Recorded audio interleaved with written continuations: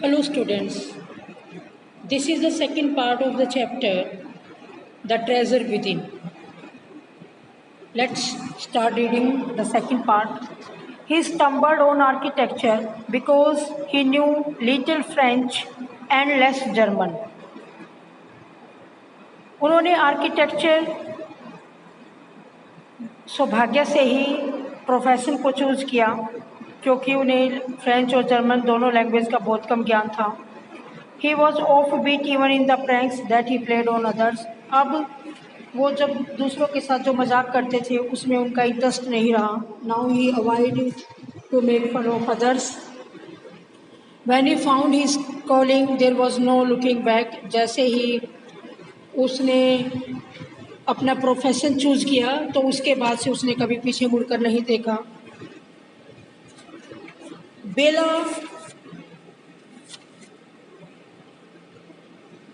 Raja asked him further, how did you get into the field of architecture?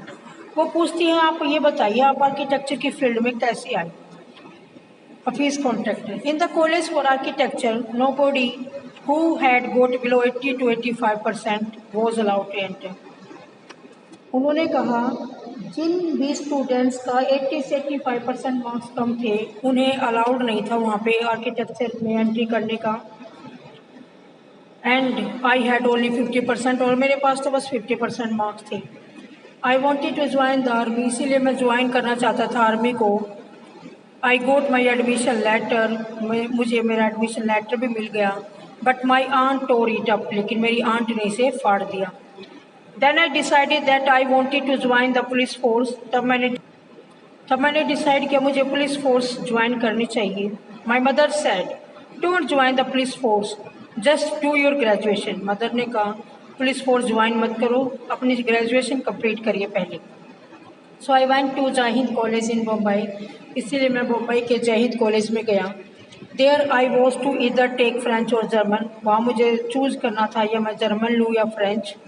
दो I had studied French for 7 years, माना मैंने पिछले 7 सालों से German language को पढ़ा. I did not know even 7 words of French, लेकिन unfortunately मुझे फ्रेंच की लैंग्वेज के 7 वर्ड्स तक का ज्ञान नहीं है. सो आई टूक जर्मन, इसलिए मैंने जर्मन लैंग्वेज को चुना. देन माई टीचर डाइड, तब मेरे टीचर एक्सपायर हो गए. The college told me that I could change the college, college ने बताया तब मुझे कॉलेज से इंस्ट्रक्शंस मिली या तो मैं सब्जेक्ट चेंज कर लिया जाए या फिर कॉलेज दूसरा ज्वाइन कर लेना चाहिए. Now who would give me admission in another college, लेकिन अब मुझे कॉलेज में कौन एडमिशन देता. I had got admission to Jai Hind by influence, मैंने प्रभावित होकर वहाँ की सिचुएशंस को देखकर जय हिंद कॉलेज में एडमिशन ले लिया. सो आई थॉट, अब मैंने सोचा okay I will take French, मैं फ्रेंच लैंग्वेज ले लूँगा. And I started learning French again, और तब मैंने फ्रेंच लैंग्वेज को स्टार्ट किया सीखना. I learn in from my cousin, मैंने इसे अपने कज़न से सीखा. She was an architect wife, उनके हस्बैंड आर्किटेक्ट थे. I was going to an architect office to learn French, मैं अब आर्किटेक्ट के ऑफिस में जा रहा था फ्रेंच लैंग्वेज सीखने. Was it then that you decided you wanted to do architecture, तब बेला राजा पूछती हैं क्या ये वही टाइम था जब आपने डिसाइड किया आपको आर्किटेक्ट बनना है. Actually it happen quite by chance. Then Hafeez Contractor replied that ये सारी चीज़ें बाई चांस हैपन हुई. In the architect office I saw somebody drawing a window, architect office में मैंने देखा कोई विंडो ड्रॉ कर रहा था. उसकी details means he was designing a detail. A window detail is a very advance writing, और विंडो की डिटेल करना बहुत एडवांस राइटिंग है, मीन्स उसके बारे में बहुत ज़्यादा सोचना समझना पड़ता है. I told him that his drawing was wrong, but मैंने उसको कहा आर्किटेक्ट को आपकी जो ड्राइंग है वो गलत है. That the window he had drawn would not open, क्योंकि जो विंडो उन्होंने ड्रॉ की वो कभी नहीं खुलेगी. He then had a bet with me, उन्होंने मेरे साथ एक शर्त लगाई. And later he found that indeed his drawing was wrong, और बाद में वो इस बात पर एग्री हो गए कि उनकी ड्राइंग गलत थी. My cousin husband was surprise, वो बहुत सरप्राइज हुए. He asked me to draw a few specific things, उन्होंने मुझे कुछ स्पेसिफिक थिंग्स ड्रॉ करने के लिए कहा. विच आई इमीडिएटली डिड, जो मैंने तुरंत कर दी। He asked me to design a house, उन्होंने मुझे एक हाउस डिज़ाइन करने के लिए कहा, and I designed a house, और मैंने हाउस डिज़ाइन कर लिया। After that he told me to drop everything and join architecture. इसके बाद उन्होंने मुझे कहा आप सब कुछ छोड़ दीजिए और आपको आर्किटेक्ट बनना चाहिए। We went to meet the principal of the college, अब हम कॉलेज के प्रिंसिपल से मिलने गए। द प्रिंसिपल बोन्ड भी, उन्होंने मुझे चेताया, I will allow you to take part in the entrance exam, मैं आपको एंट्रेंस एग्जाम में पार्ट लेने के लिए अलाउ करूँगा, but if you do not do well I will not allow you to join, लेकिन अगर आप अच्छा नहीं करते हैं तो आपको मैं ज्वाइन करने की परमिशन नहीं दे। I got an A+ in the entrance exam, मुझे A+ मिला, and from that day it was a cake walk, और तब से मेरे लिए सारी चीज़ें स्मूथ हो गई। I had never made a plan, मैंने कभी प्लानिंग नहीं किया, but I knew how something looked like from the top, लेकिन मुझे दिखाई देता है सारी चीज़ें ऊपर से कैसे दिखाई देती हैं। Means he wants to say that he never designed a house, a window, anything else, but he knew how it must be design, how it can be work. I stood first class first throughout after that, और इसके बाद मैं हमेशा first आता रहा। I believe that all this understanding came from what I used to play and do during school. मुझे विश्वास था ये अंडरस्टैंडिंग मेरे अंदर कहाँ से आई, जब मैं स्कूल में खेलता था वो या फिर ड्यूरिंग स्कूल जो भी मैं करता था। At that time my skill was sharpened and now I was capable to get admission in architecture and also having good marks. I had a friend called Behrman Diwacha, मेरे friend थे जिसका नाम बेहराम दिवाचा था। We used to have competition between us for designing forts, guns and ammunition. हम हमेशा design force करने का, force means किले डिज़ाइन करने का, गन डिज़ाइन करने का, एम्यूनेशन कारतूस बनाने का हमेशा हमारे बीच में कंपटीशन रहता। Each of us would design something in an effort to be different, हमेशा हमारा एफर्ट्स रहता एक दूसरे से कुछ ना कुछ something unique, something different design करें। In school when I was in the second और third standard, now he was going to share an childhood experience when he was in second or third class. One of his teachers, Mrs. Gupta, saw my sketches and told me. वो कहते जब मैं second और third class में पढ़ता था तब उन टीचर्स में से एक मिसिस गुप्ता मेरे टीचर्स थे, उन्होंने मेरे स्केचेस देखे और बताया, you are useless in everything else, आप सभी कामों में बहुत ढीले हैं, but your sketches are good, लेकिन आप स्केचेस बहुत अच्छा बनाते हैं। When you grow up, जब आप बड़े हो जाओगे, you become an architect, आप एक आर्किटेक्ट बनना। I did not know at the time but she was right, मुझे पता नहीं था उस टाइम पर कि भी वो इस बात पर सही थी। Later after I became an architect, और उसके बाद मैं एक आर्किटेक्ट बन गया। I went back to meet her, मैं उनसे मिलने वापस भी गया, and tell her, उनको बताया that now I have chosen the profession of architecture. BR, why do you think you did not like studies? आपको ऐसा क्यों लगता है कि भी आपको स्टडीज़ पसंद नहीं थी? Was it because you felt you could not cope, could not deal with the curriculum? क्या आपको ऐसा लगता था कि आप करिकुलम के साथ नहीं चल सकते हैं? Hafeez contractor, I was very bad at languages सीखने में मैं हमेशा से बहुत मेरा कम इंटरेस्ट रहा। Science and geography I could deal with, science और जोग्राफी के साथ मैं डील कर सकता था। आई वॉज नॉट इंटरेस्टेड, मेरा इंटरेस्ट भी नहीं था। And I was studying for the sake of studying, मुझे बस पढ़ना था पढ़ने के वास्ते, मतलब मेरा काम था थोड़ा बहुत पढ़ना, वो पढ़ लेता था। But they thought me today, जो कुछ मेरे बारे में वो सोचते थे, I would forget after 2 days, जो कुछ टीचर मुझे सिखाते वो 2 दिन के बाद मैं भूल जाता। I would not bother because there was no application of mind there to give me. मेरे साथ ऐसे इसलिए होता क्योंकि मैं कभी एफर्ट्स ही नहीं करता था और उसमें कभी मैं अपना दिमाग भी नहीं लगाता था। Did you think, now we are asked, did you think that what they taught in school was boring, or did you feel that once you understood the concept of what was being taught, You lost interest in the rest of lesson. क्या आप ऐसा सोचते थे जो कुछ वो आपको school में पढ़ाते हैं वो बहुत ज़्यादा बोर कर देने वाला है, और आप ऐसा फील करते हैं कि जो आपको पढ़ाया जाता है कॉन्सेप्ट, उसमें आपका रेस्ट ऑफ द लेसन में आप अपना इंटरेस्ट खो देते थे। Hafeez Contractor, living in a boarding school is very difficult. Boarding school में रहना बहुत कठिन होता है।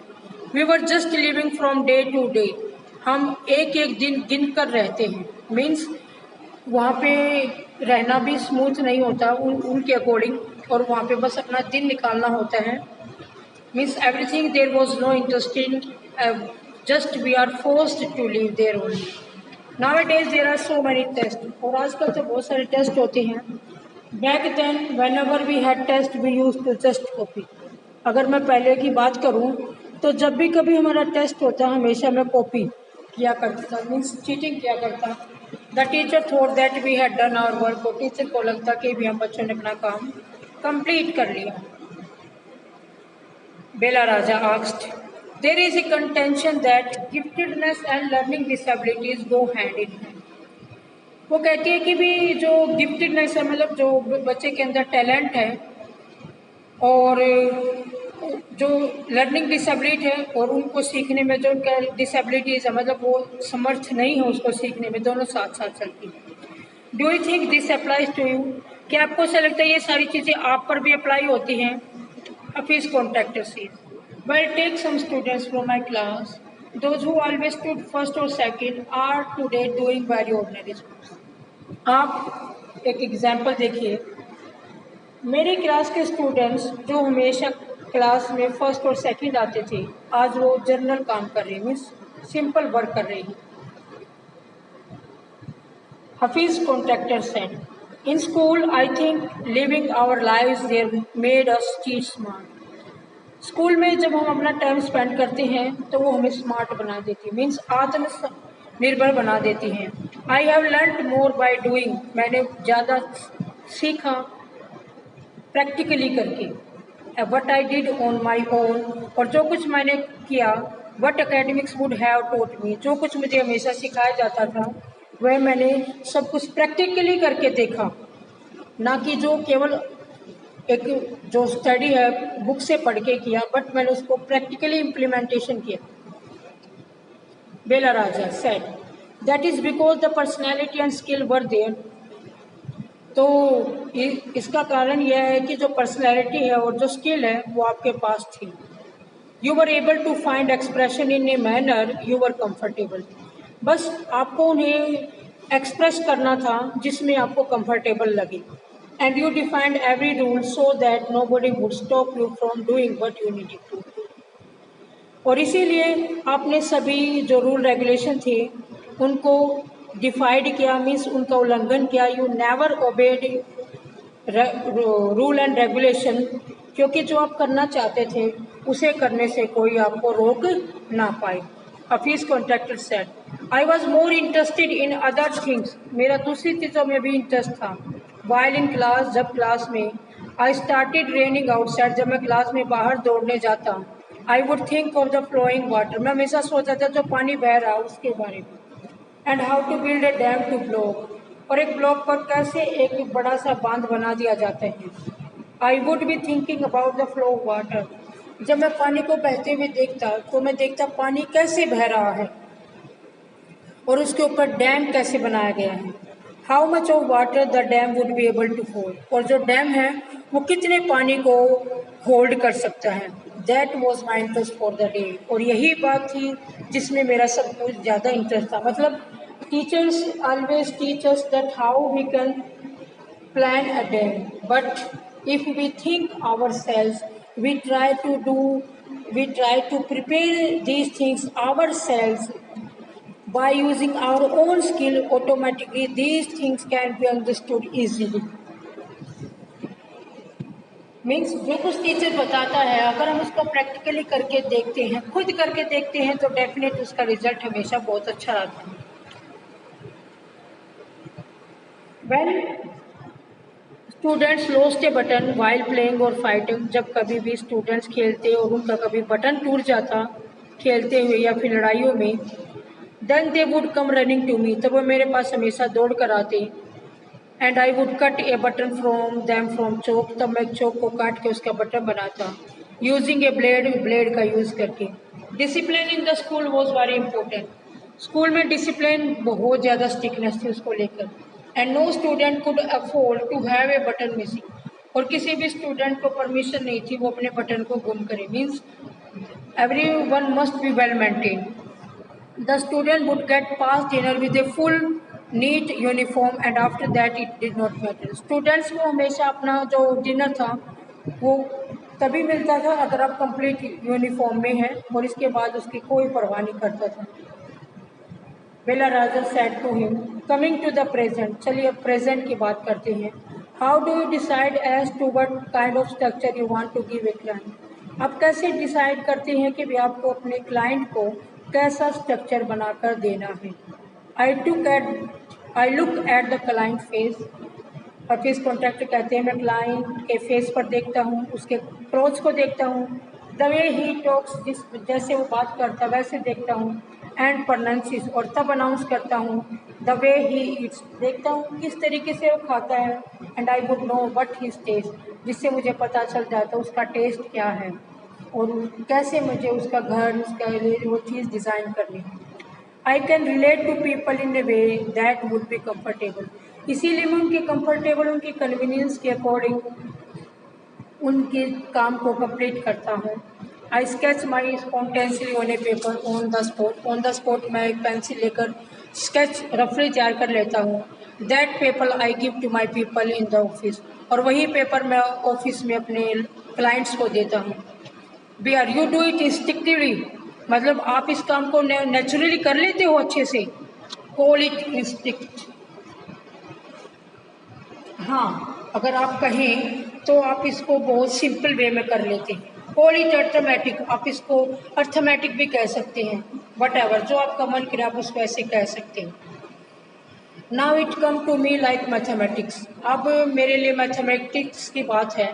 Putting design construction psychology and sociology, आपको डिज़ाइनिंग करना, आपको कंस्ट्रक्ट करना चीज़ को, साइकोलॉजी और सोशियोलॉजी, अगर आप इन सब को टुगेदर एक साथ रखते हो एंड मेक ए स्केच, और एक स्केच बनाते हो फ्रॉम एंड इन सब चीज़ों से, दैट इज़ मैथमेटिक्स, उसी का नाम है mathematics. Means if we put all these things together, means design, construction, psychology and sociology, and then you prepare a sketch, automatically that all these calculations is mathematics. Here we almost come to a full circle where Mr. Contractor has derived his own interpretation of mathematics.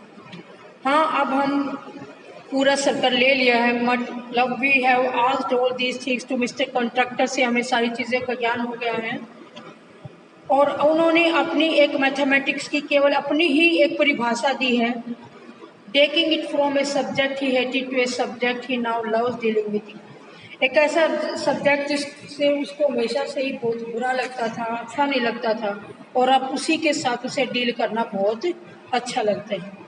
This is the story of Hafeez contractor, ये एक ऐसी story है जिसमें हफीज़ अपने personal experience से आप readers को ये बताना चाहता है, अगर हम अपने इंटरेस्ट के अकॉर्डिंग काम करते हैं तो डेफिनेटली आपके अंदर जो स्किल्ड है, जो आपके अंदर योग्यताएं हैं वो आपका साथ देती हैं। किसी भी सब्जेक्ट से डर के नहीं भागना होता, उसको ईजी करने का, उसको प्रैक्टिकल करने का आपको तरीका आना चाहिए, और आप भी हफीज़ कॉन्ट्रैक्टर की तरह सक्सेसफुल हो सकते हैं। I hope you will understand the chapter. Thank you.